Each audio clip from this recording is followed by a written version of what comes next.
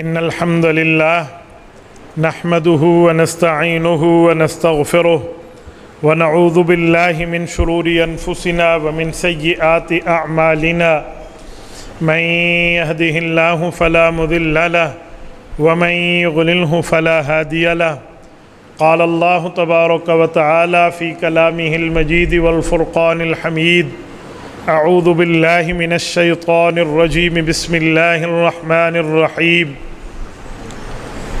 سبحانك هذا بهتان عظيم عن عبد الله بن عمر رضي الله تعالى عنهما قال قال رسول الله صلى الله عليه وسلم لو كان بعدي نبي لكان عمر رواه الإمام الهمام الترمذي في جامعه صدق الله العظيم وبلغنا رسوله النبي الأمي الكريم ونحن على ذلك لمن الشاهدين والشاكرين والحمد لله رب العالمین۔ معزز دوستو، آج یکم محرم الحرام سن 1445 ہجری بمطابق 20 جولائی 2023 بروز جمعرات ہے، اور آج کی یہ تاریخ جب ہم نے طے کی ہے، رب کریم کا کرم کہ میں اس وقت نبی پاک صلی اللہ علیہ وسلم کے شہر مدینہ طیبہ میں تھا۔ یکم محرم بھی شہادت کا دن اس کا ہے جو مکین گنبد خضرا ہے، اسی کے سائے میں بیٹھ کے آج کا دن طے ہوا۔ رب کریم آپ کے اور میرے تمام گناہوں کو معاف فرما کر حضرت عمر رضی اللہ تعالیٰ عنہ کے نقش قدم پہ ہم سب کو چلنے کی توفیق عطا فرمائے۔ میں مولوی محمد عاصم ان کے واسطے سے مولانا جنید صاحب کی دعوت پر آپ کے اس علاقہ ضلع جھنگ اڈہ گھیل پور میں مسجد کی افتتاحی تقریب میں موجود ہوں۔ میرے دوستو، مجھے بتایا گیا ہے کہ ہمارے سننے والوں میں سامعات بھی ہیں، یعنی ہماری اسلامی مائیں بہنیں بھی سن رہی ہیں، تو میں کوشش کروں گا کہ میں اس انداز میں گفتگو کروں کہ آپ میرے بھائی بھی سمجھ پائیں، میری بہنیں بھی سمجھ پائیں۔ بس آپ توجہ میری طرف رکھنا، میری آنکھوں میں آنکھیں ڈال کر بات سننا، انشاءاللہ ہمارا وقت قیمتی بنے گا۔ ہمارے حضرت قاری سلیمان طارق صاحب کو اللہ جزائے خیر دے، میرے اس علاقے کے پرانے میزبان ہیں۔ اللہ پاک ان کی عمر میں، ان کی اولاد میں، ان کے رزق میں، عمل میں برکات عطا فرمائے۔ میرے دوستو، یکم محرم الحرام سن 24 ہجری حضرت عمر رضی اللہ تعالیٰ عنہ کی شہادت کا دن ہے۔ آج یکم محرم الحرام سن 1445 ہجری ہے، تو اس وقت حضرت عمر کی شہادت کو 1421 سال پورے ہو رہے ہیں۔ یعنی آج کا وہ دن تھا جب امیر المؤمنین خلیفہ دوم حضرت عمر رضی اللہ تعالیٰ عنہ اس دنیا سے گئے ہیں۔ احادیث پاک میں آتا ہے، جامع ترمذی میں حدیث ہے کہ جب حضرت عمر رضی اللہ تعالیٰ عنہ ایمان لائے تو جبرائیل امین نازل ہوئے۔ انہوں نے آ کر اللہ کے رسول صلی اللہ علیہ وسلم کی یہ خوشخبری دی کہ صرف آپ لوگ مکہ کی اس دھرتی پہ خوش نہیں ہیں کہ عمر ایمان لایا ہے، بلکہ اس کے ایمان پہ خوشیاں تو آسمان پہ اللہ کے فرشتے بھی منا رہے ہیں۔ امام ترمذی رحمہ اللہ حدیث پاک کے لفظ لائے ہیں، لَقَدْ اسْتَبْشَرَ أَهْلُ السَّمَاءِ بِإِسْلَامِ عمر، کہ عمر فاروق کے اسلام قبول کرنے پر آسمان کے فرشتے خوشیاں منا رہے ہیں۔ اور عمر وہ ہے جس کے لیے حدیث پاک میں ہے کہ جب یہ دنیا سے جائے گا وَلِيَبْكَ الْإِسْلَامُ عَلَى مَوْتِ عمر، کہ عمر فاروق کی موت پہ رونے والے صرف اس کے لواحقین نہیں ہوں گے کہ جو اس کے گھر والے ہیں، اس کے فیملی ممبرز ہیں، صرف وہ رو رہے ہیں۔ فرمائے صرف وہ نہیں ہے، یہ اس کی رعایا نہیں روئے گی، بلکہ مذہب اسلام عمر فاروق کی جدائی پہ روئے گا۔ تو آپ اندازہ لگائیں کہ عمر فاروق رضی اللہ تعالیٰ عنہ کی کتنی ویلیو اور حیثیت ہے اسلام میں۔ میں یہاں ایک بات سمجھانے کے لیے کہتا ہوں، حضرت عمر رضی اللہ تعالیٰ عنہ کو یہ حیثیت ملی تو اس میں بھی نبی پاک صلی اللہ علیہ وسلم کی دلی دعا کا ایک اثر ہے۔ حضرت ابن عمر راوی ہیں، جامع ترمذی باب المناقب میں حدیث پاک ہے کہ ایک دن رسول اللہ صلی اللہ علیہ وسلم نے اللہ سے دعا کرتے ہوئے یوں دعا کی، اللہم اعز الاسلام بأحب هذین الرجلین بعمر بن الخطاب او بأبی جہل۔ میرے مولا میں دو میں سے کوئی ایک مانگتا ہوں، اس کو اسلام نصیب کر تاکہ میرے مذہب اسلام کو عزتوں کے چار چاند مل جائے، یا وہ ابو جہل ہے اور یا عمر بن خطاب۔ اللہ تعالیٰ نے حضرت عمر کا انتخاب کیا اور رسول اللہ صلی اللہ علیہ وسلم کی جھولی میں بھیج دیا۔ میں ایک سوال آپ کی خدمت میں رکھتا ہوں کہ ابو جہل کے لیے فیصلہ ایمان کا کیوں نہیں ہوا؟ حضور پاک نے تو اس کے لیے بھی مانگا تھا نا، صرف یہ تو نہیں فرمایا کہ عمر دے دے، ساتھ ابو جہل کو بھی ایڈ کیا ہے کہ اللہ یا وہ دے دے یا یہ دے دے۔ حضرت عمر کا انتخاب ہوا، ابو جہل کا نہیں ہوا۔ اس کی کئی وجہ ہمارے اہل سیر لکھتے ہیں، کوئی 20 وجوہات لکھتے ہیں، میں عوامی 2-4 وجہ آپ کی خدمت میں رکھتا ہوں۔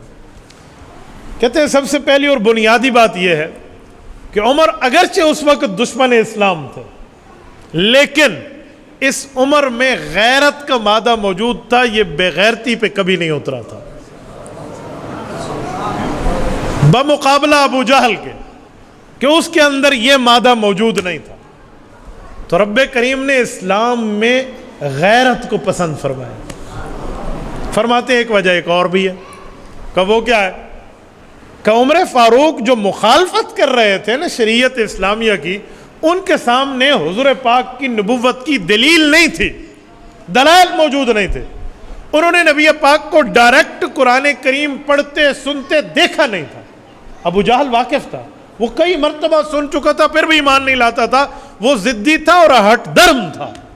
لیکن عمر فاروق کے سامنے کبھی یہ موقع نہیں آیا، بلکہ عمر ان کافروں میں رہ کے انہی کی بولی بول رہے تھے، خود ڈائریکٹ کبھی واسطہ نہیں پڑا تھا، تو اسی لیے ان کے سامنے دلیل نہیں تھی۔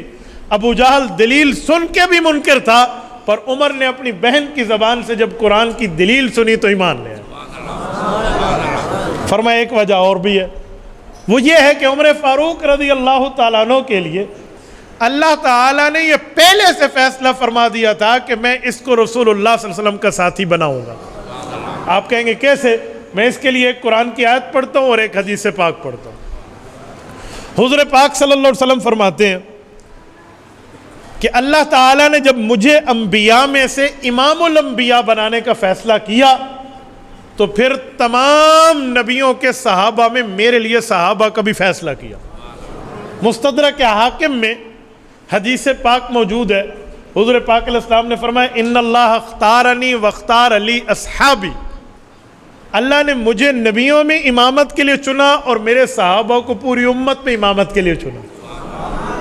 تو صحابہ میں دوسرے نمبر پہ حضرت عمر ہے نا، تو ان کا انتخاب تو ہو چکا تھا، اسی لیے حضور پاک نے 2 میں سے 1 مانگا تو ابو جہل نہیں ملا، عمر ملا۔ اس پر ایک آیت بھی ہے، مشہور ترین آیت سورۃ الفتح کا آخری رکوع پارہ نمبر 26، رب کریم فرماتے ہیں ذالک مثلہم فی التوراۃ و مثلہم فی الانجیل۔ رسول اللہ کے یہ صحابہ وہ ہیں جن کے تذکرے، جن کے واقعے، جن کی نشانیاں، جن کی علامات، جن کی پہچان، جن کا تعارف، جن کا انٹروڈکشن اللہ نے حضور پاک پہ اترے ہوئے قرآن سے 600 سال پہلے انجیل میں، حضور پہ اترے ہوئے قرآن سے 3500 سال پہلے تورات میں کر دیا تھا۔ تو اس میں ابو بکر بھی تھے، عمر بھی تھے، عثمان بھی تھے، حیدر بھی تھے۔ تو اسی لیے 2 مانگے تو ان میں عمر ہی ملا۔ کئی وجوہات اور بھی ہیں، میں صرف سمجھانے کے لیے بات کر رہا ہوں کہ حضرت عمر اس مقام کا آدمی ہے۔ یہاں سیدنا عمر رضی اللہ تعالیٰ عنہ کے حوالے سے اگر ہم بات کریں تو ہم ایک عنوان اور بھی دیکھتے ہیں۔ وہ عنوان یہ ہے کہ عمر فاروق رضی اللہ تعالیٰ عنہ یہ ترجمان نبی ہیں، رسول اللہ صلی اللہ علیہ وسلم کی ترجمانی کرتے ہیں۔ آپ کہیں گے کیا مطلب؟ یہ حضور پاک کے اسپوکن پرسن ترجمان کیسے ہیں؟ قرآن کریم میں 22 مقامات ایسے ہیں جن کی آیات ملائیں تو 50 کے لگ بھگ آیات بنتی ہیں۔ 22 شان نزول ایسے ہیں جب زمین پر کوئی کام ہو رہا ہوتا، ابھی قرآن کریم اس بارے میں نازل نہ ہوا ہوتا، حضور پاک کا فرمان اس بارے میں جاری نہ ہوا ہوتا، اس سے پہلے کہ آیت اترتی، اس سے پہلے کہ حدیث ہوتی، حضرت عمر جو رائے دیتے، فرش پہ بیٹھ کے اللہ عرش سے جبرائیل کو اتار کے وہی آیت نازل فرما دیتے۔ کبھی حضرت عمر کی جو بات کا مطلب ہوتا وہ نازل ہو جاتا، کبھی حضرت عمر کا جو فیصلہ ہوتا اس کی تائید نازل ہو جاتی، کبھی حضرت عمر کے جو لفظ ہوتے وہی لفظ نازل ہو جاتے۔ یہ تینوں مواقع، دلی تڑپ حضرت عمر کی ہوتی تب بھی نازل ہوتے، حضرت عمر کا خواب ہوتا تب بھی نازل ہوتے، حضرت عمر کی رائے ہوتی تب بھی نازل ہوتے، حضرت عمر کا فیصلہ ہوتا تب بھی نازل ہوتے۔ میں ان چاروں پر آپ کی خدمت میں آیات اور احادیث پیش کرنے لگا ہوں۔ نمبر 1، حضرت عمر کا خواب ہوتا تو اللہ اس کو حکم بنا کے کیسے نازل کر دے؟ سنن طحاوی میں حدیث پاک موجود ہے، حضرت عمر رضی اللہ عنہ رسول اللہ صلی اللہ علیہ وسلم کی خدمت میں روزانہ بیٹھتے، نمازیں پڑھتے، ابھی اذان کا حکم نہیں آیا تھا، یہ آپ کو پتہ ہو نماز پہلے فرض ہوئی ہے، اذان کا حکم بعد میں آیا، اذان پہلے نہیں آئی، یہ ذہن میں رکھنا۔ حضرت عمر اور صحابہ حضور کی موجودگی میں مشورہ کرتے کہ یار نماز کے لیے لوگوں کو بلانا ہے تو کیا ترتیب اختیار کریں، کیونکہ ابھی اذان کا حکم نہیں آیا۔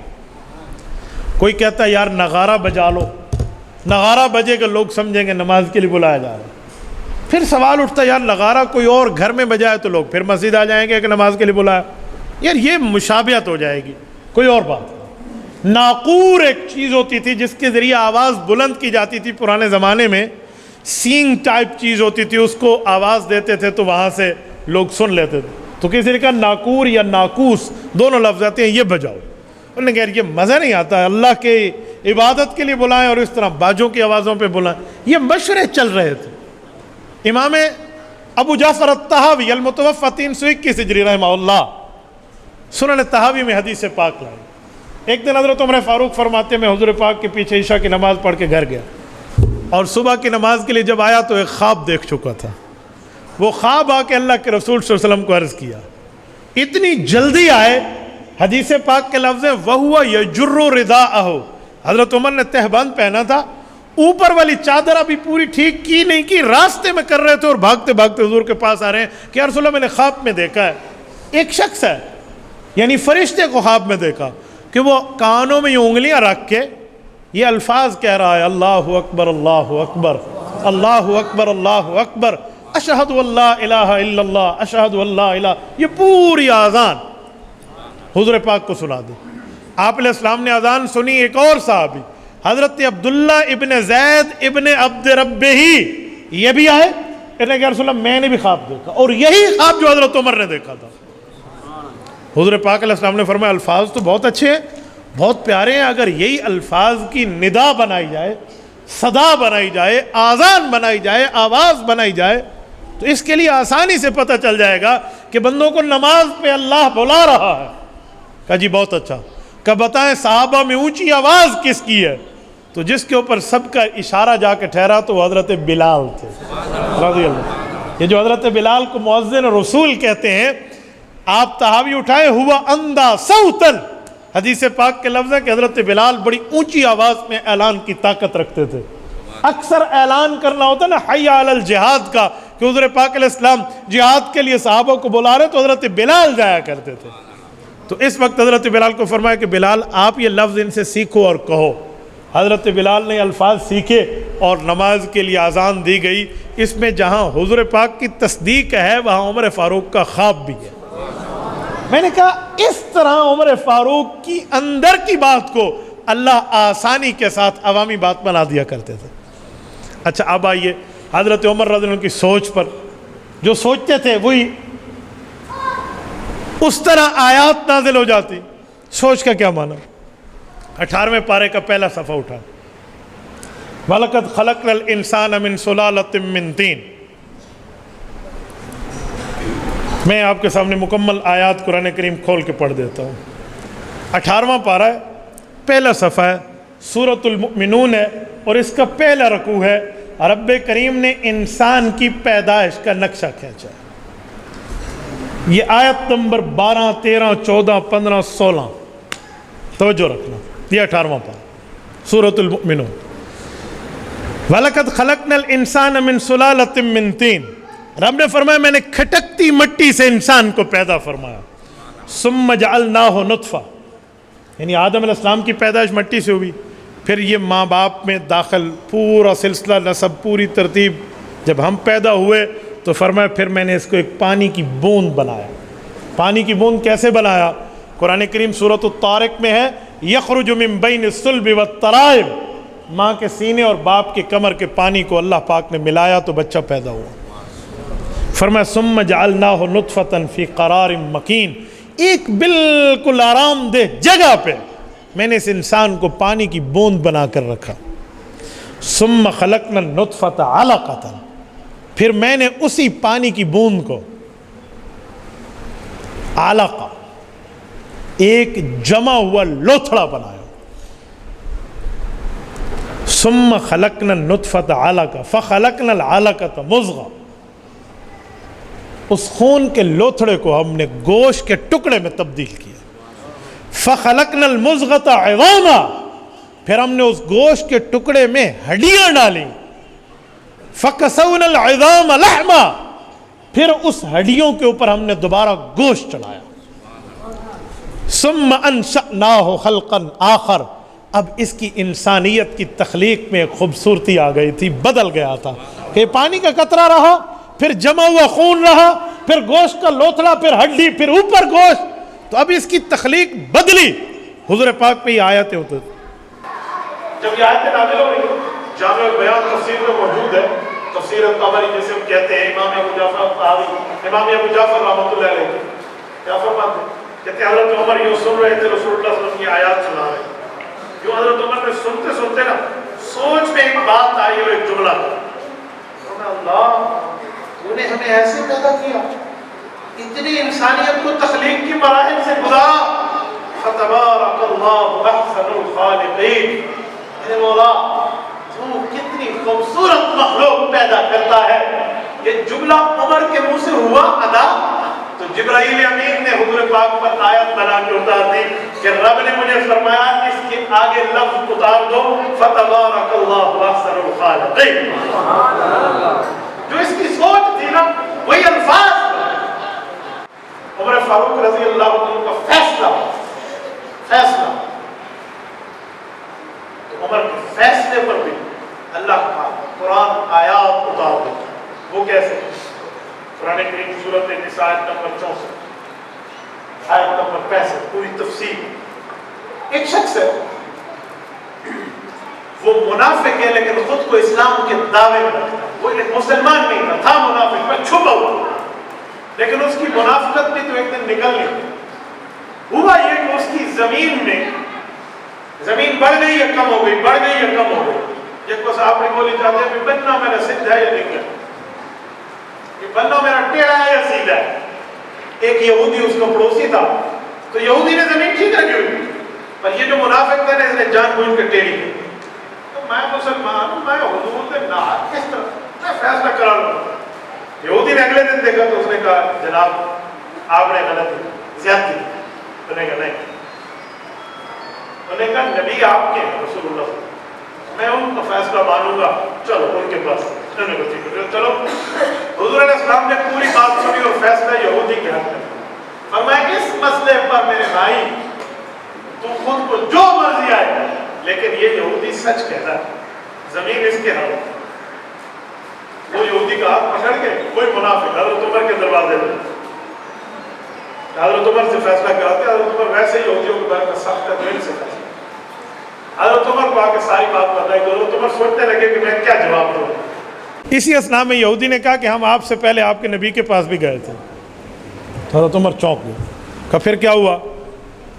کہ یہ مجھے لے گیا۔ یہودی نے کہا یہ مجھے لے گیا۔ حضرت عمر نے اس سے پوچھا کہ تم لے گئے؟ کہا جی ہاں۔ تو کہا پھر حضور نے فیصلہ کہا جی اس کے حق میں کیا۔ تو کہا میرے پاس کیوں آئے؟ جس کو ہم اپنی زبان میں کہتے ہیں میرے کو آم کی نہ ہوئے، میرے پاس کیوں آئے؟ جب فیصلہ نبوی ہو گیا بس حرف آخر ختم، حضور کا آرڈر اور لوہے کا گارڈر، اب تیسری بات ہی نہیں ہے۔ اس نے کہا دیکھیں نا لیکن یہ یہودی ہے، میں مسلمان ہوں، چونکہ چنانچہ گویا لیکن ادھر ادھر کوئی گنجائش نکالنا چاہیے۔ حضرت عمر نے فرمایا اچھا میرے پھر فیصلہ کرانے کا، اچھا ٹھہرو میں پھر فیصلہ کر دوں۔ یہ اسی اسنا میں حضرت عمر نے فیصلہ کیا کہ اس بندے کا فیصلہ تلوار۔ گھر گئے، نیام کو گھر میں رکھا، آ کے تلوار سے اس کی گردن فارغ کر دی۔ کوئی ٹرائل نہیں چلا، کوئی گواہ پیش نہیں ہوئے، کوئی 302 کا دفعہ نہیں چلا، بندے کو مار دیا۔ اور یہ خبر کانوں کان اس کی فیملی تک گئی، تو فیملی والے حضور کے پاس ہے کہ مسلمان بندہ تھا، کیونکہ وہ منافق خود کو کہتا تو مسلمان تھا، ہمارے ساتھ واردات ہو گئی، وقوع ہو گیا۔ حضور کے پاس بھاگتے ہوئے گئے، نبی پاک صلی اللہ علیہ وسلم نے حضرت عمر کو بلایا، حضرت عمر بھی آئے۔ اب اندازہ لگائیں، توجہ رکھنا، سورۃ النساء آیت نمبر 65 پڑھنے لگا ہوں۔ عمر گھر سے حضور کے دربار کے لیے چلے، اور جبرائیل فرش سے عرش سے فرش کے لیے، اور قرآن کریم کی آیت فَلَا وَرَبِّكَ لَا يُؤْمِنُونَ حَتَّى يُحَكِّمُوكَ فِي مَا شَجَرَ بَيْنَهُمْ ثُمَّ لَا يَجِدُوا فِي أَنفُسِهِمْ حَرَجًا مِّمَّا قَضَيْتَ وَيُسَلِّمُوا تَسْلِيمًا۔ نبی پاک علیہ السلام جو آپ کے فیصلے پر مانے وہ مؤمن نہیں ہے۔ مؤمن تب ہے جب فیصلے نبی کو دل سے تسلیم کرے۔ یہ بات بتا رہی ہے کہ عمر کا فیصلہ حق ہے اور اس کے ساتھ ٹھیک ہوا۔ یہ بندے آئے قضا کا فیصلہ لے کر، حضور پاک علیہ السلام نے آیات سنا کہ حضرت عمر کو اس الزام سے بری کر، یہ رب کی طرف سے جن کو انعام ان جگہ پر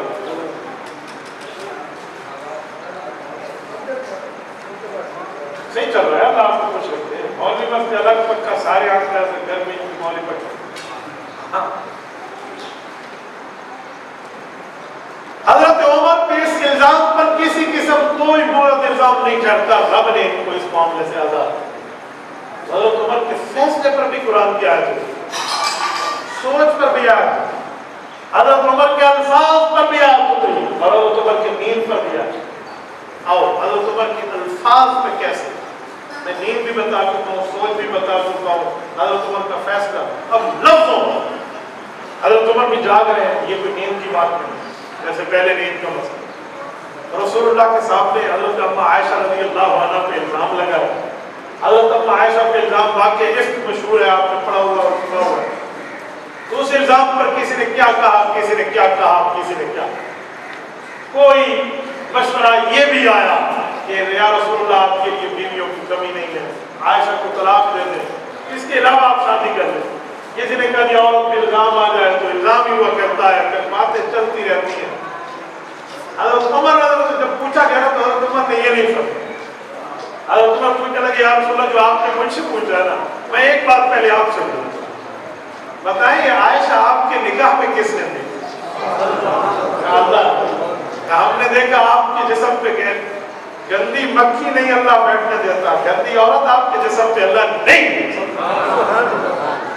نبی پاک علیہ السلام نے اس مشورے کے بعد مشورے کو آگے بڑھایا، پھر وحی کا انتظار، اور وحی اتری سورۃ نور یہی 18 الخبیثات للخبیثین کی جو آیت ہے، یہ حضرت عائشہ کے الزام میں حضرت عائشہ کو بری کرنے کے لیے آیت 18 آیات ہے، 2 رکوع اترے، اور اس میں ایک لفظ جو حضرت عمر نے بولا تھا نا، وہی لفظ قرآن کا حصہ بن کے اترا، سبحانک ھذا بہتان عظیم، جو میں نے خطبے میں آیت پڑھی ہے۔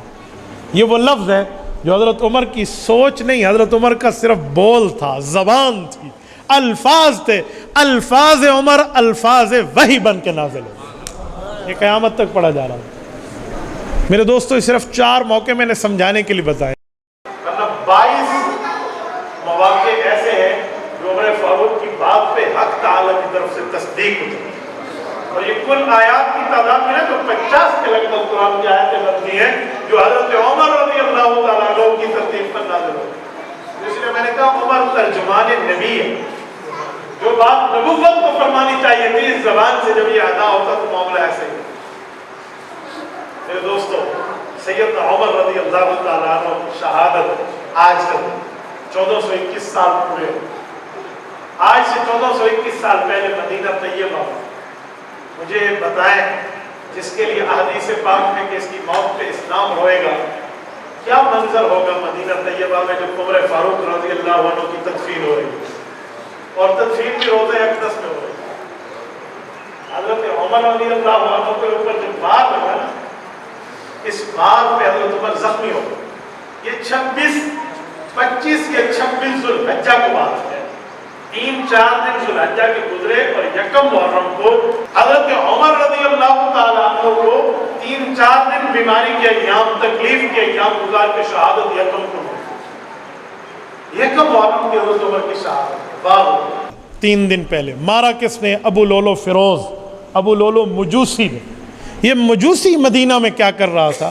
یہ تو ایرانی تھا، مجوسی تھا، آتش پرست تھا، غیر مسلم تھا، مؤمن نہیں تھا، یہ مدینہ میں کیوں آیا؟ تو اس کی ایک وجہ ہے، اس بندے نے خود کو ماہر بتایا کہ میں بڑا ماہر ہوں، میں یہ کام جانتا ہوں، یہ کمہار کا کام جسے ہم بڑائی کا کام کہتے ہیں، لکڑی کا، یہ جانتا ہوں، تو میں آپ کے بندوں کو سکھاؤں گا۔ اس کے لیے خصوصی آرڈر جاری ہوا کہ چند دنوں کے لیے اس کو یہاں بلا لو۔ یہ دراصل یہ کام سکھانے نہیں آیا تھا، حضرت عمر پہ وار کرنے آیا تھا۔ یہ حضرت عمر رضی اللہ عنہ کو ملا ایک دن راستے میں، تو حضرت عمر نے پوچھا کیا کرتے ہو؟ انہوں نے کہا جی میں خنجر بناتا ہوں، تلوار بناتا ہوں، لکڑی کا کام کرتا ہوں۔ حضرت عمر نے فرمایا مجھے بھی ایک تلوار بنا کے دیں، اس طرح ہو۔ اس نے کہا ہاں میں اس طرح بنا سکتا ہوں، اور پھر کہنے لگا ایسی تلوار بنا کے دوں گا کہ دنیا یاد رکھے گی۔ حضرت عمر نے اس کی آنکھوں کو پڑھا اس لفظ پہ، اور ساتھ صحابہ کو فرمایا کہ اس نے مجھے قتل کی دھمکی دی ہے۔ تو نوجوانوں نے کہا کہ اس کا کام ابھی ہم تمام کر دیں۔ کہا کیوں اس کو مارو، ابھی تو میرا قاتل نہیں ہے۔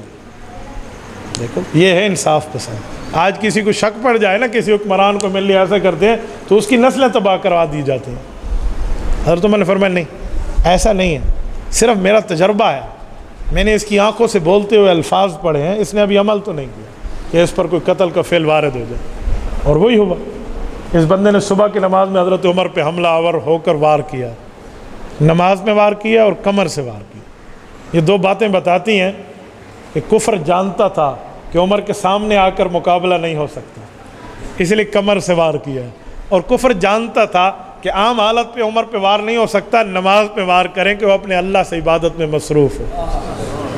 صبح کی نماز میں وار ہوا ہے، حضرت عمر رضی اللہ تعالیٰ عنہ کو اس نے یہاں وار کیا ہے، بالکل یہ کڈنی اور گردے کی سائڈ پر۔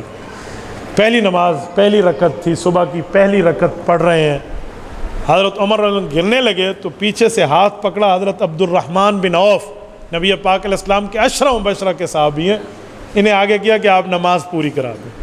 اب ذرا توجہ رکھیں، پہلی صف سے کتنے بندے نکلے؟ 2، ایک عبد الرحمن بن عوف کو حضرت عمر نے آگے کیا، اور ایک وہی مجوسی نکلا، 2 بندے نکلے نا، لیکن جو پیچھے صحابہ ٹھہرے تھے نا وہ آگے آ کے صف کو پورا کر دیتے تھے۔ یہ صف سے نکلنا چاہے تو نکل نہ سکے۔ اس نے 7 صحابہ کرام کو یہاں ایسا زخمی کیا جو بعد میں شہید ہوئے ہیں، لیکن انہوں نے اس کو صف سے نکلنے نہیں دیا۔ آخر میں اس نے خود پر وہی وار کر کے خودکشی کر لی۔ یہ ابو لولو فیروز یہیں مرا ہے، یہ آگے نہیں گیا۔ تو اندازہ لگائیں رسول اللہ صلی اللہ علیہ وسلم کے صحابہ کرام کی نماز کی صف کی ثابت قدمی کیا ہے۔ حضرت عمر رضی اللہ عنہ 4 دن زخمی رہے، اور پھر انتقال ہے، یکم محرم کو دنیا سے گئے ہیں۔ اس دوران میں 2 باتیں آپ کی خدمت میں عرض کرتا ہوں۔ حضرت عمر کو دوائی پلائی جاتی تو یہاں سے نکل آتی، اپنے بیٹے عبداللہ بن عمر کو بلایا اور فرمایا بیٹا اماں عائشہ رضی اللہ عنہ کے پاس جاؤ اور انہیں کہو کہ عمر یہ سوال کرتا ہے کہ یہ حجرہ آپ ہی کا ہے جس میں امام الانبیاء صلی اللہ علیہ وسلم دفن ہے، حضرت ابو بکر کی قبر ہے، اگر اجازت مجھے دے دیں تو یہاں میری قبر بنو۔ اماں رضی اللہ عنہ کے بارے میں مشہور تھا کہ انہوں نے یہ اعلان کر رکھا تھا کہ ادھر قبر میری بنے گی، کیوں؟ ایک میرے خاوند ہے، ایک میرے والد ہے، تو میری قبر بنے گی، قبرہ بھی تو انہی کا ہے نا۔ لیکن عمر فاروق کی بات گئی تو اماں رضی اللہ عنہ رد نہ کر سکی۔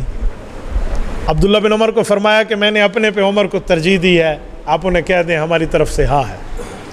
انہیں آ کر بتایا، حضرت عمر خوشی سے رونے لگے، بیٹے نے گود میں سر رکھا ہوا تھا، کہا بیٹا اپنی ران کو میرے سر کے نیچے سے نکال دو۔ کہا ابا جان سرانا بھی نہیں ہے، میں ران بھی نکال لوں تو سر مٹی پہ آئے گا۔ کہا مٹی میں رکھ لوں گا۔ مٹی پہ سر آ گیا تو جو مٹی سے رگڑ کے کہا وَيْلٌ لَكَ يَا عُمَرْ إِن لَّمْ يَغْفِرْ لَكَ رَبُّكَ، عمر تیری حکمرانی اپنی جگہ پر، رب نے تجھے نہ بخشا تو تیرا کیا معاملہ ہوگا؟ یار یہ اس آدمی کو اپنی آخرت کی فکر ہے جس کی جنت کی خوشخبریاں رسول اللہ کی زبان سے ادا ہوئی ہیں. میں کہتا ہوں اس کی زبان سے ادا ہوئی ہیں جس جیسی سچی زبان اس دھرتی پہ نہیں. یہ اس کو اپنی آخرت کی فکر ہے. آج ہمیں بھی یہاں اپنی قبر آخرت کو سامنے رکھ کر کچھ فیصلے اپنے لیے کر لینے چاہیے. ہم 2 رکعت نماز پڑھ کے خود کو جنتی سمجھنا شروع کر دیتے ہیں. بابا یہ تو مالک کی مرضی ہے، قبول کرے یا نہیں. لیکن جس کے لیے جنت کی خوشخبری اس زبان سے آئے جس زبان جیسی سچی زبان اس دنیا میں نہیں ہے، رسول اللہ صلی اللہ علیہ وسلم، اور وہ اپنی آخرت کے بارے میں اتنا ڈرے، یہ خوف حضرت عمر جیسے ایمان والے کا ہو سکتا ہے. اور پھر بیٹے کو فرمایا کہ بیٹا جب میں دنیا سے رخصت ہو جاؤں نا، ایک بار پھر جانا اماں عائشہ کے پاس اور پوچھنا آپ اپنے فیصلے پر قائم ہیں. بیٹے نے کہا ابو اب پوچھنے، دوبارہ پوچھنے کا کیا مطلب؟ کہ ہو سکتا ہے میری زندگی میں میرا حیا کیا ہو، بعد میں وہ اپنے فیصلے کو بدل دے تو ان کی مرضی ہے. کہ پھر کنفرمیشن کے لیے جانا. حضرت عمر کی شہادت کے بعد بیٹے پھر گئے تو اماں نے فرمایا کہ بیٹا جو بات میں نے کہہ دی ہے سو کہہ دی. کتنی دیانتداری ہے اس شخص کی. آج اس وجہ سے عمر فاروق مکین گنبد خضرا ہے. صحیح بخاری جلد اول کتاب المناقب میں حضرت علی ابن ابی طالب رضی اللہ تعالیٰ عنہ کی حدیث پاک موجود ہے. سیدنا حیدر کرار رضی اللہ عنہ فرماتے ہیں کہ عمر فاروق کی تدفین کے وقت ان کی زبان سے کچھ الفاظ ادا ہوئے. غالباً یہ روایت حضرت عبداللہ بن عباس کی ہے. وہ فرماتے ہیں جب حضرت عمر کی قبر میں تدفین ہو رہی تھی، بس اب قبر میں رکھ دیا گیا تھا اور قبر بند ہو رہی ہے، ایک آدمی میرے پیچھے ٹھہرے ہیں اور خود ہی کی آوازوں میں بڑے آہستہ آہستہ سے جیسے کچھ الفاظ گنگنائے جاتے ہیں نا اپنے منہ سے، ایسے گنگنائے جا رہے ہیں کہ عمر مجھے یقین تھا تیری قبر یہیں بنے گی.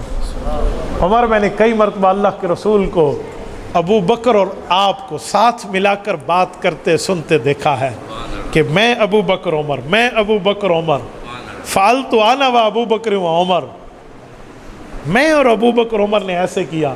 دخلت انا و ابو بکر و عمر، میں ابو بکر عمر یہاں پر جا کر داخل. مختلف باتوں میں حضور نے اپنے ساتھ ابو بکر کو اور تمہیں ایڈ کیا تھا. تو یہ کیسے ہو سکتا تھا کہ جہاں حضور اور ابو بکر ہوں وہاں تو نہ ہو؟ مجھے یقین تھا عمر تیری قبر یہیں بننی ہے. واہ تو کیا قسمت لے گئے. وہ بندہ یہ جملے حضرت عمر کو خراج تحسین پیش کرنے کے لیے اپنی زبان سے گنگنا رہا. ابن عباس کہتے ہیں میں نے جب دیکھا تو فیضا ہوا علی ابن ابی طالب، یہ حضرت علی المرتضیٰ تھے جو حضرت عمر کو سلامی پیش فرما رہے ہیں. میرے دوستو اس شخصیت کا یوم شہادت ہے. اور یہاں میں ایک جملہ سمجھانے کے لیے کہتا ہوں، جب بندے کی آنکھوں پر پٹی بندھی ہوئی ہو نا پھر اسے کچھ نظر نہیں آتا. آج میں ایک شخص کی بات سن رہا تھا، انہوں نے کہا جی سنی لوگ حضرت عمر کو یکم محرم کا شہید مانتے ہیں اسی لیے کہ 10 محرم کی شہادت کے رتبے کو گھٹا دیں. مجھے بڑی حیرانگی ہوئی. میں نے کہا پتہ نہیں کوئی دلیل دے گا کوئی. انہوں نے کہا میرے پاس 25 کتابوں کے حوالے ہیں، اس میں لکھا ہوا ہے کہ حضرت عمر خلیفہ دوم رضی اللہ عنہ کے اوپر جب وار لگے تو وہ 25 ذوالحجہ کا دن تھا. میں نے کہا واہ، بہت شور سنتے تھے پہلو میں دل کا، جو چیرا تو ایک قطرہ خوب ہی نہ نکلا. میری 25 نہیں، میرے مذہب کی 2500 کتابوں میں بھی یہ لفظ ہوگا کہ حضرت عمر کو وار ذوالحجہ میں لگا ہے. لیکن ساتھ آگے یہ بھی لکھا ہے کہ ان کا انتقال یکم محرم کو ہے اور تدفین بھی یکم محرم کو ہے. یہ بات کیوں نہیں آگے نظر آتی؟ 25 حوالہ جات وہ تو نظر آتے ہیں جو صرف تیرے مقصد میں، وہ بھی آدھے مقصد میں پورے ہوں، اور جہاں پوری بات ہے. مثلا امام ابن کثیر کی البدایہ اٹھا لیں، وہ فرماتے ہیں 26 ذوالحجہ کو صبح وار لگا ہے اور حضرت عمر رضی اللہ عنہ 3 دن زخمی رہے، چوتھے دن انتقال ہو گیا. 27 28 اور 29 آگے یکم محرم ہے. مجھے بتائیں جب پورا حساب ہے تو کیوں نہیں مانا جاتا؟ یہ تو پوری بات ہے، آدھی بات نہیں ہے. رہی یہ بات کہ حضرت حسین کی رضی اللہ عنہ اس شہادت کو گھٹایا جائے اسی لیے یکم بتائی جاتی ہے. اے ظالمو، اگر کسی مہینے میں اسلام کے شہداء کی تعداد بڑھ جائے تو اس سے اسلام کا وقار کم نہیں ہوتا، بڑھ جاتا ہے. یار رمضان المبارک میں 21 تاریخ کو حضرت علی المرتضیٰ کی شہادت ہے، 3 رمضان کو اما فاطمۃ الزہرا کا انتقال ہے، 17 رمضان کو حضرت اما جان عائشہ کا انتقال ہے۔ مجھے بتائیں اگر یہ 3 شہادتیں 1 مہینہ میں آ گئی ہیں تو ہم کیا کہیں گے؟ رمضان کی عظمت گھٹانے کے لیے بات کی جا رہی ہے؟ عجیب انسانیت ہے، عجیب نظریہ ہے۔ ہاں اگر آپ صحابہ اور اہل بیت میں نعوذ باللہ تعالی کوئی نفرتوں سمجھو گے، نفرت سمجھو گے، بغض سمجھو گے، تب تو یہ جملہ کہا جا سکتا ہے کہ اس لیے ان کی شہادت بتائی کہ وہاں گھٹائیں۔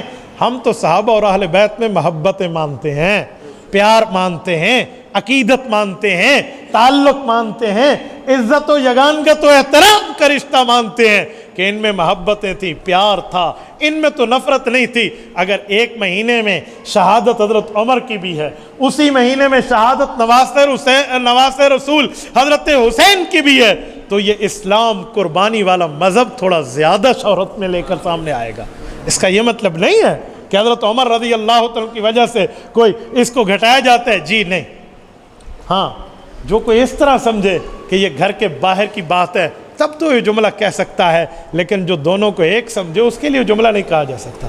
پتہ نہیں کون سا عمر فاروق کا بغض اپنے دل میں ابل رہا ہوتا ہے کہ اللہ نے شکل تو چلو جیسی دی ہے، بندہ بات تو پوری کر لے، بات تو خوبصورت کر لے، لیکن نہیں، عمر فاروق رضی اللہ عنہ کا بغض وہ ہے جو دلوں کی منافقت کو نکال کے باہر لاتا ہے۔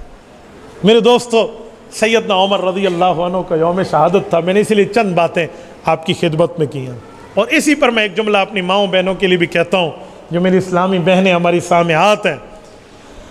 آج دین سننا بڑا آسان ہے، دین پہ عمل کرنا مشکل ہے۔ میری ماؤں بہنوں، جو پردہ ہے نا اسلام میں، یہ بھی حضرت عمر فاروق کی خواہش پہ اترا تھا۔ پردے کے احکام، آپ کہیں گے کیسے؟ اس وقت ابھی پردے کا حکم نہیں آیا تھا۔ حضرت عمر رضی اللہ تعالیٰ عنہ آ کر نبی پاک کی خدمت میں عرض کرتے، یا رسول اللہ، میرا جی چاہتے ہیں ہماری خواتین پردہ کر کے آئیں۔ نبی پاک صلی اللہ علیہ وسلم کے شروع کے دور میں خواتین بھی آیا کرتی تھی مسجد میں، تو فرمایا پردہ کر کے آئیں۔ تو حضرت رسول اللہ صلی اللہ علیہ وسلم نے اس بات کی زیادہ پرواہ نہیں کی کہ اللہ کا ابھی حکم نہیں آیا، پہلے کیسے فیصلہ کیا جا سکتا۔ حضرت عمر کہتے ہیں ایک رات صبح ان کی اپنی اہلیہ ہیں، اپنی گھر والی ہیں، وہ صبح مسجد سے لوٹ رہی تھی، تو حضرت عمر رضی اللہ تعالیٰ نے کسی اندھیرے کی جگہ میں بیٹھ کے نا دور سے یا کوئی چھوٹا سا ایسے پتھر ان کی طرف پھینکا، یا پتہ نہیں برقعے کی کوئی سائیڈ، اس زمانے کی جو بڑی چادر تھی، برقعہ تو نہیں تھا، اس کو تھوڑا سا کھینچا تاکہ یہ کل سے پردہ کر کے آئے۔ تو وہ گھر آئیں تو انہوں نے پہچانا تو نہیں تھا کہ حضرت عمر میرے خاوند نے ہی ایسا کیا، تو اگر کہا زمانہ تو بڑا عجیب ہو گیا، کل سے میں بڑی چادر کا برقعہ لے کر جاؤں گی۔ اس طرح حضرت عمر کی خواہش تھی کہ پردہ شروع ہو۔ یہ معاملات ہوئے اور ادھر سے پردے کی آیات قرآن بن کے حضور پاک پہ نازل ہو گئی۔ آج ہم عمر فاروق کے یوم شہادت پہ بیٹھے تو بات کر رہے ہیں، یہ پردہ بھی تو حضرت عمر فاروق رضی اللہ عنہ کی سوچ پہ اللہ نے اتارا ہے۔ آج خواتین اسلام میں اگر یہ پردہ عام ہو جائے نا، یہ پردہ جیسے حکم ہے، یقین مانیے آدھے سے زیادہ معاشرے میں امن ہو جائے۔ آج ہمارے ہاں جو فحاشی کے دروازے کھلے ہوئے ہیں نا، اس کی وجہ بے پردگی ہے۔ امیر شریعت سید عطا اللہ شاہ بخاری رحمۃ اللہ علیہ ملتان میں بیٹھے تھے، ایک شخص نے آ کر کہا، امیر شریعت، عورت اور مرد یہ گاڑی کے 2 پہیے ہیں، ان کو برابر برابر چلنا چاہیے۔ حضرت امیر شریعت نے فرمایا پہیے تو ہیں لیکن گاڑی کے نہیں، سائیکل کے، ایک آگے چلے ایک پیچھے چلے۔ تو کب برابر کی بات یہ تھوڑی ہے کہ مرد کی طرح عورت بھی بے پردگی سے باہر آئے۔ تو انہوں نے کہا حضرت میں کچھ سمجھا نہیں۔ تو کہا میں ابھی سمجھائے دیتا ہوں۔ اس زمانے میں جیب میں کوئی آنا 2 آنے تھے، وہ نکالے، فرمائے جاؤ لیمو لے آؤ۔ وہ لیمو لے کر آیا، حضرت نے اس کے سامنے بڑے لجاجت سے یوں لیمو کو کاٹا، اس کے 2 ٹکڑے کیے، دونوں پر نمک لگایا، اور وہ دیکھتے ہوئے اس کے منہ میں پانی آ رہا، اس نے سمجھے ایک مجھے دیں گے۔ حضرت بڑے مزے سے اس کے سامنے دونوں خود ہی کھانے لگے، تو اس کے منہ میں بڑا پانی آ رہا تھا، سی کر رہا تھا۔ تو حضرت نے جب لیمو استعمال فرما لیا، پوچھا بھائی تجھے کیا ہو گیا؟ انہوں نے کہا حضرت کچھ نہیں۔ کہا نہیں تو سی کیوں کر رہا ہے؟ کہا جی حضرت میرے منہ میں پانی آ رہا ہے۔ کہا کیوں؟ پیسے میرے، منگوایا میں نے، کاٹا میں نے، نمک میں نے لگایا، کھایا میں نے، تیرا کیا واسطہ؟ تیرے منہ میں پانی کیوں آ رہا ہے؟ انہوں نے کہا جی نبو اگو کھادا وجہ تو منہ پانی تو آندا نا، تو منہ میں پانی تو لیمو دیکھ کے آئے گا. فرمایا جب عورت بے پردگی سے باہر نکلے گی پھر فحاشی کے دروازے یوں کھلیں گے. تو میرے دوستو ہمیں کچھ سمجھنا چاہیے، اس پہ کچھ سوچنا چاہیے. ہماری ذمہ داری ہے ہم گھر میں جا کے بڑے پیار سے، بڑی محبت سے، بڑے احترام سے سمجھیں. ہم تو یہاں دین کی باتیں سننے کے لیے آ جاتے ہیں، ہم جمعے میں بھی آ گئے، بیان میں بھی آ گئے، شب جمعہ میں بھی چلے گئے، لیکن ہماری خواتین تک مسائل پہنچانا بھی ہماری ذمہ داری ہے، اپنے گھر تک باتیں پہنچانا بھی ہماری ذمہ داری ہے. اگر کپڑے صحیح استری نہ ہوں اور میں اپنی بیوی پر غصہ کر لیتا ہوں تو نماز میں سستی ہو تب بھی تو مجھے گھر والی کو سمجھانا چاہیے، تب بھی تو مجھے اپنی بیٹی کو سمجھانا چاہیے، تب بھی تو اپنی اماں کو سمجھانا چاہیے، تب بھی تو اپنی بہن کے لیے مجھے کچھ سمجھانے کی بات ہے. تو یہ آپ کی بھی ذمہ داری ہے، ہماری بھی ذمہ داری ہے. آج ڈائریکٹ میری آواز خواتین تک جا رہی ہے تو میں انہیں بھی آج کے دن کے حوالے سے بات سمجھانے کے لیے کہوں گا کہ ہمیں سب سے پہلے اس چیز پہ توجہ دینی چاہیے. اس کے بعد نماز بھی ہو سکے گی، اس کے بعد روزہ بھی ہے، اس کے بعد حج بھی ہے، سب کچھ ہے. حدیث پاک میں عورت کو باپردہ بتایا گیا. آپ کو ایک جملہ سمجھانے کے لیے کہتا ہوں، سنیں، توجہ رکھنا ذرا، میرا جملہ ضائع نہ ہونے دینا. دل کی تختی پہ تعویذ بنا کے اپنے کان کے راستے سے دل تک پہنچانا. قرآن کریم میں کتنے مردوں کا نام ہے، انبیاء کا، صحابہ کا. ایک صحابی حضرت زید کا نام ہے، ذوالقرنین کا نام ہے قرآن کریم میں. اسی طرح حکیم لقمان کا نام ہے جو غیر انبیاء ہے. پھر انبیاء کا نام بھی، حضرت آدم بھی، حضرت موسیٰ بھی، حضرت عیسیٰ بھی ہے، حضرت داؤد بھی، حضرت سلیمان بھی ہیں. اور رسول اللہ صلی اللہ علیہ وسلم کا 4 مرتبہ اصلی نام کا معنی محمد صلی اللہ علیہ وسلم، 5ویں دفعہ لفظ احمد صلی اللہ علیہ وسلم یہ بھی نام آیا. لیکن میں ایک سوال کرتا ہوں، کتنی عورتوں کے نام قرآن میں آئے ہیں؟ کیا اماں حوا کا نام قرآن میں ہے جو اس دھرتی کی خواتین میں پہلی خاتون ہے؟ اس دھرتی پہ دوسرے نمبر کا انسان ہے اور پہلی خاتون ہے. کیا اماں حوا کا نام قرآن میں ہے؟ جی نہیں. ایک نبی کی بیوی ہے، ایک نبی کی ماں ہے، حضرت شیش علیہ السلام کی. اب ان کا نام قرآن میں کیوں نہیں ہے؟ چلو آگے چلتے ہیں. نوح علیہ السلام کی بیوی کا نام قرآن میں، آگے آئیے. حضرت ابراہیم علیہ السلام کی بیوی کا نام قرآن میں، جی نہیں. حضرت اسماعیل علیہ السلام کی بیوی کا نام، جی نہیں. حضرت موسیٰ علیہ السلام کی بیوی کا ذکر آیا ہے، صفورہ نام نہیں آیا قرآن میں. کیوں؟ فقال لأہلہم کثوا انی آنست نارا، نام نہیں آیا. گھر والے اتنا لفظ آیا. الا عجوزا، بزرگ خاتون، اس طرح کے نام آئے پر نام نہیں ہے سوائے ایک عورت کے جس کا نام حضرت مریم علیہ السلام، حضرت عیسیٰ علیہ السلام کی والدہ مکرمہ. کیوں؟ صرف ان کا نام. نہ رسول اللہ کی امی حضرت آمنہ رضی اللہ عنہ کا نام نہیں ہے.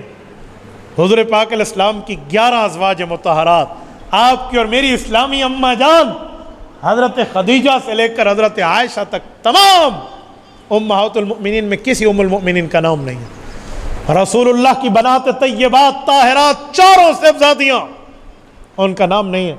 حضرت زینب، حضرت رقیہ، حضرت ام کلثوم، سیدہ فاطمہ رضی اللہ عنہن. وجہ ایک حضرت مریم کا نام ہے. کیوں ہے؟ اس کی ایک ہی وجہ ہے، حضرت عیسیٰ علیہ السلام کو رب نے بغیر والد کے پیدا کیا. لوگ سمجھنے لگے یہ اللہ کا بیٹا ہے، تو رب کریم نے اس برے عقیدے پر رد کرتے ہوئے فرمایا ذالک عیسی ابن مریم، یہ مریم علیہ السلام کا بیٹا ہے، اللہ کا بیٹا نہیں. اور ظالمو، رب بغیر باپ کے پیدا کر سکتا ہے. تم نے نہیں دیکھا حضرت آدم اور اماں حوا بغیر باپ کے، بغیر ماں کے پیدا. یہ آیت اتری ہے صرف شرک کے عقیدے پہ نفی کے لیے، توحید کے عقیدے کی اثبات اور مضبوطی کے لیے خاتون کا نام لیا گیا، ورنہ پورے قرآن میں خواتین کا نام نہیں ہے. اس سے پتہ چلا عورت کے نام کا پردہ ہے. آج ہمارے یہاں عورت کے چہرے پہ پردہ کی بات ہو رہی ہے، اجی چہرے کا پردہ ہے یا نہیں ہے. میں نے ایک آدمی کو کہا نہیں چہرے کا کوئی پردہ، پیر دا پردہ، پیر دا پاؤں کا پردہ ہے. خدا کے بندے، وہ پردہ ہوتا ہی چہرے کا ہے. تو ہمیں سنا رہا ہے جی چہرے کا پردہ ہے یا نہیں ہے. چہرے دا پردہ کو نہیں تو کیسے دا پردہ والا؟ کیا ذہنیت ہے بندے کی؟ تو اصل تو یہ پردہ جس کو ہم سمجھنے کے لیے معاملات میں تیاری نہیں ہے. تو میرے دوستو، ہمیں اس کی بھی کچھ فکر کرنی چاہیے. اور میرے ذمہ ان حضرات نے اس مسجد کے حوالے کے لیے بات کی کہ ماشاءاللہ ایک بہترین مسجد بنائی ہے. اس پر میں ایک جملہ سمجھانے کے لیے کہتا ہوں. جس آدمی کا مال مسجد کے بنانے میں لگا ہے, آؤ ذرا سنو تم نے اپنا مال کہاں خرچ کیا ہے. احادیث پاک میں ہے کہ جس نے مسجد کو بنایا اس کو اللہ جنت میں گھر بنا کے دے گا. کیوں؟ پورا گھر جنت میں کیوں ملے گا؟ وجہ کیونکہ مسجد اسلام کی بنیاد ہے. آپ کہیں گے کیسے؟ میں 4 باتیں آپ کے سامنے رکھتا ہوں صحیح بخاری جلد اول کتاب الصلاۃ سے. باب الشعر فی المسجد, باب الحراب فی المسجد, دخول المشرک فی المسجد, باب الخوخۃ فی المسجد. یہ 4 ابواب, مین چیپٹر, ہیڈنگ, عنوان امام بخاری نے احادیث پاک پر قائم فرمائے. پہلا باب الشعر فی المسجد, کہ مسجد میں اشعار, گفتگو اسلام کے حوالے سے کرنا جائز ہے.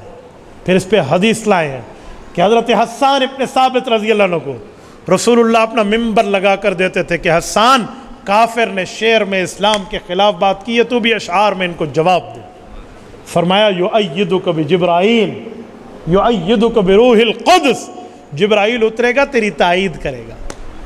تو فرمایا مسجد میں اشعار اسلام کے لیے, مسجد میں اسلام کے لیے گفتگو کرنا جائز ہے.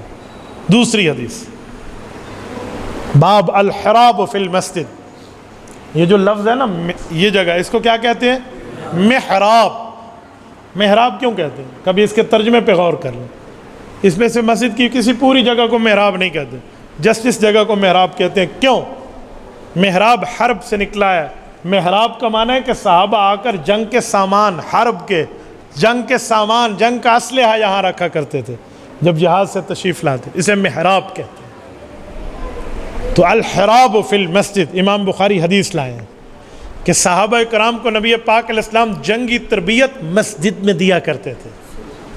تو یہ بھی مسجد کا حصہ ہے. تھوڑا آگے آئے, دخول المشرک فی المسجد, کہ مسجد کافر کے لیے عدالت گاہ بھی ہے. کہا وہ کیسے؟ کہ ایک شخص تھے حضرت ثمامہ بن اوصال, مسلمان نہیں تھے اس وقت, کافروں کے سردار تھے, پکڑے گئے. تو قوم کا رئیس, لیڈر, سردار تھا. تو صحابہ اسے پکڑ کے لائے اور اسے باندھ دیا مسجد میں ایک ستون کے ساتھ. تو حضور پاک علیہ السلام نے فرمایا یہ بندہ رہے. نماز پہ آتے حضور پاک علیہ السلام اس سے حال حوال لیتے اور پھر نماز کے لیے چلے جاتے. پھر نماز سے بعد آتے تب بھی دیکھتے صحابہ کا برتاؤ, ماحول, اسلام کا معاملہ. سردار تھا نا, یہ دیکھ رہا تھا کہ جو ہم نے سنا تھا وہ تو نہیں ہے. کوئی فساد, کوئی دہشت گردی, کوئی لڑائی, کوئی فتنہ, کوئی فساد, کوئی کرپشن, کوئی 2 نمبری, کچھ بھی نہیں ہے. یہ تو بہت اچھے لوگ ہیں. وہ اسلام کو وزٹ کر رہا ہے. اور جب نبی پاک علیہ السلام قریب سے گزرتے, امام بخاری فرماتے ہیں وہ شخص حضور سے یوں گویا ہوتا کہ ان تقتل ذا دم وان تنعم تنعم علی شاکر. اے اللہ کے رسول, اگر آپ مجھے قتل کر دیں تو آپ ٹھیک قتل کریں گے کہ میں اس کا مستحق ہوں, لیکن اگر آپ میرے اوپر احسان کریں گے, یعنی معاف کریں گے, تو پھر میں کبھی ناشکرا نہیں ہوں گا, میں اس احسان کا بدلہ احسان سے دوں گا. حضور سمجھ جاتے کہ اس کے کہنے کی مراد کیا ہے, پر آپ علیہ السلام اوائڈ فرماتے اور چلے جاتے کہ تھوڑا اور بھی وزٹ کر لے اسلام کو. دن پورا گزرا, حضور نے فرمایا سے چھوڑ دو. اتنا بڑا کفار کا سردار پکڑا ہوا, صحابہ نے یوں 1 منٹ میں چھوڑ دیا. کا حکم پیغمبر آ گیا. وہ گیا اور جا کر غسل کیا, اور غسل کر کے واپس اور آ کر کہا مجھے کلمہ پڑھا کے مسلمان کر دو. یہی اشارہ تھا نا کہ اگر آپ معاف کریں گے تو میں ناشکرا نہیں ہوں. یہ سارا معاملہ مسجد میں ہوا. امام بخاری فرماتے ہیں مسجد تو عدالت گاہ بھی ہے اسلام کی. آؤ چوتھا نمبر, باب الخوخۃ فی المسجد. اللہ تعالیٰ آپ کو مدینہ طیبہ لے جائے, اللہ آپ کی برکت سے ہمیں بھی لے جائے. جب آپ یوں باب السلام سے داخل ہوں گے نا, یوں اندر نبی علیہ السلام کو سلام کے لیے, پہلے دروازے کا نام باب السلام ہے. تو اس طرف ابو بکر صدیق کا گھر ہے, وہاں آج بھی کھڑکی بنی ہوئی ہے جو لفظ الخوخۃ فی المسجد, کہ مسجد میں کھڑکی کیسے لگائے, وہ ابو بکر صدیق کے گھر کی تھی. ہوا یہ تھا, نبی پاک صلی اللہ علیہ وسلم صحابہ کے مجمع میں بیٹھے تھے, اور حضور علیہ السلام صحابہ کے مجمع میں بیٹھے ہوئے صحابہ کرام رضی اللہ عنہ مجمعین کو فرمانے لگے, اپنا دنیا سے جانے کا اشارہ کیا اور فرمایا ان عبدا خیرہ اللہ. تمہیں پتہ ہے ایک شخص نے اللہ تعالیٰ سے بات کی ہے, ما بین ظاہرۃ الحیات الدنیا وما عند اللہ. رب نے فرمایا دنیا میں رہنا چاہتے ہیں میرے پاس آتا ہے, تو اس نے اپنے اللہ سے بات کی اور فرمایا فختار ما عند اللہ، میں اللہ کے پاس جانا چاہتا ہوں. تو جو نئے ایمان لانے والے تھے نا وہ سمجھ رہے تھے کسی کی بات کر رہے ہیں، لیکن ابو بکر ایک کونے میں بیٹھے تھے، وہ سمجھ رہے تھے حضور اپنی بات فرما رہے ہیں. تو فبکا ابو بکر من ناحیت المسجد، ابو بکر رونے لگے نا ایک مسجد کے کونے سے کہ حضور نے کیا فرمایا. تو نئے لوگوں نے تو یوں دیکھا کہ ابو بکر کو کیا ہو گیا یار، یہ کیوں رو رہا ہے، حضور تو کسی کی بات کر رہے ہیں. پر یہ رونے کی آواز حضور تک پہنچ گئی. نبی پاک نے اس حدیث پاک کو یہاں چھوڑا اور ابو بکر کی دلداری کی بات شروع فرما دی. فرمایا صحابہ لا تبکین خوخۃ فی المسجد الا خوخۃ ابی بکر. صحابہ کے گھر کے 2 دروازے ہوتے تھے، ایک دروازہ باہر جانے کے لیے اور ایک دروازہ مسجد میں آنے کے لیے. تو مسجد میں آنے کے لیے بھی گھر سے دروازے کھولے ہوئے تھے. حضور نے فرمایا سارے اپنے گھر کے دروازے بند کرو، مسجد کے مین گیٹ سے آیا کرو، لیکن یا میرا دروازہ مسجد میں کھلے گا یا ابو بکر کا کھلے گا. الا خوخۃ ابی بکر، یہ اشارہ تھا کہ اب میں تمہاری قیادت کے لیے مسجد میں موجود ہوں، میرے بعد اگر کوئی ہوگا تو وہ ابو بکر ہوگا. گویا مسجد اسلام کی اسمبلی ہال بھی ہے. تو مسجد کی 4 چیزیں ہو گئی، اسلام کی اسمبلی ہال بھی، اسلام کی عدالت گاہ بھی، جنگی ٹریننگ سینٹر بھی، اور گفتگو کے لیے باقاعدہ ایک ہال بھی جہاں پر اشعار اور گفتگو ہو سکے. تو یہ 4 چیزیں ہیں مسجد میں. تو جب آپ مسجد کا تعاون کریں گے تو جنت میں گھر بنے گا. کیوں؟ کیونکہ ایک مسجد پورے اسلام کی بنیاد ہے. تو آپ نے بنیاد کا تعارف کر کے بھی پورے اللہ کے گھر کو سجایا، اور اب تمہیں سجا سجایا جنت میں گھر دے گا. یہ ہے مسجد کے ساتھ تعاون. میرے دوستو، مال تو لگتا ہے کہیں بھی لگ جائے، اگر اللہ کے گھر پہ لگ گیا یہ صدقہ جاریہ ہے. کیا مطلب؟ یہ وہ نیکی ہے جو ہمیشہ کے لیے کنٹینیوسلی یوں جاری رہے گی. جسے کہتے ہیں نا فعل حال جاری، یہ کنٹینیوسلی. تو میرے دوستو، ہمیں اس معاملے میں بڑھ چڑھ کے آگے آنا چاہیے. اللہ آپ کو اور ہمیں صراط مستقیم عطا فرمائے، دین اسلام پہ عمل کی توفیق عطا فرمائے. اقول قولی ھذا واستغفر اللہ وآخر دعوانا ان الحمد للہ رب العالمین.